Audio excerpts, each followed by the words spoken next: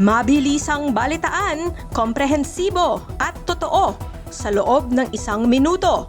Simula na ang Diskurso Tidbits. Mas mabilis na internet para sa estudyanteng Pinoy, ikakasa na. Sa wakas, kaya lang, kaya pa ba nating humabol o huli na ang lahat? Mala CSI, barcode sa tape, susi sa pagkatimbog ng suspect sa kaso ng katawan ng babaeng biktimang isinilid at ibinyahe sa loob ng kahon. Palakpakan naman para sa ating pulisya. Sasakyan sumalpok sa NAIA 2. Na naman, natuto na ba tayo? Obsesyon ni Trump sa Greenland, isang mapanganib na president, lalo na para sa Pinas. Maaari kasi nitong mas palakasin ang loob ng ibang bansa gaya ng China sa issue ng West Philippine Sea. Paano na ang maliliit na bansa tulad natin pag nagkataon?